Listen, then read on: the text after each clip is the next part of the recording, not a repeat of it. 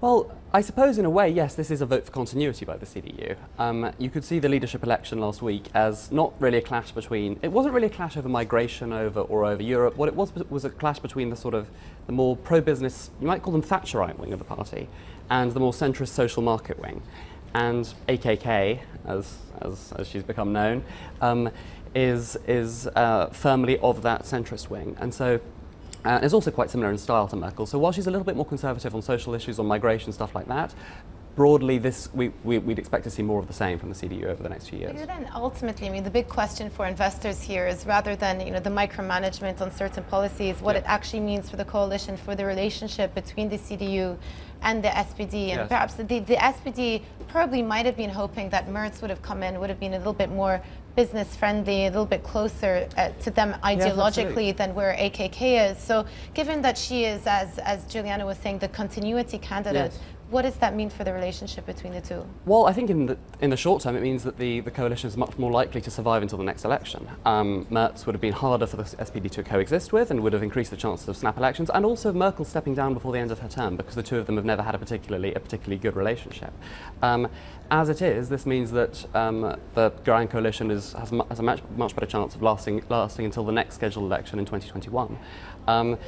And this is part of the reason why the CDU base has elected AKK, because they know that she is far more able to maintain the CDU status as this kind of vaguely centrist big tent party that can appeal to voters across the spectrum and form coalitions with a variety of different partners.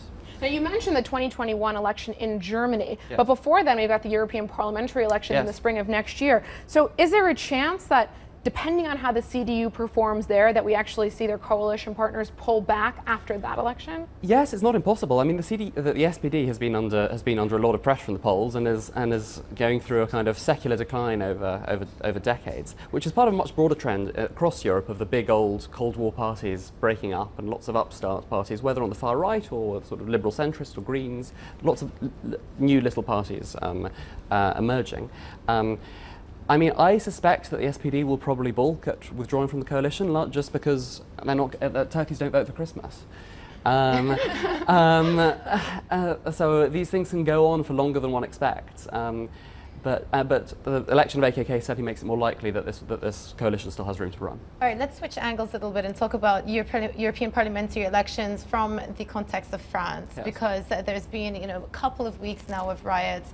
Started off as anti-fuel tax demonstrations, but essentially have progressed into anti-Macron demonstrations that are going on. And even though the government has optically yielded on the fuels tax now, if anything, people are even more incentivized because we saw another round of demonstrations this weekend. All of this does not bode well for En Marché as we get into the European parliamentary elections next year, and also for Mr. Macron himself. No, certainly. I mean, it certainly bodes badly for Macron's plans to sweep into the European Parliament with a whole new slate of candidates and new parties in a way, and shake up European politics as it's been for years. The question in the short term, I mean, his position at the top of French politics is pretty unassailable. A French president with a parliament behind him is an elected monarch and can do whatever they like. The question is how much in the way of concessions is he going to have to give to calm the protests down.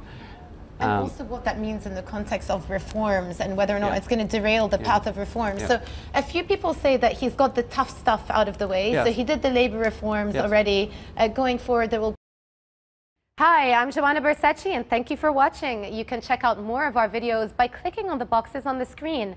And don't forget to subscribe to our channel for more from CNBC International. Thank you for watching.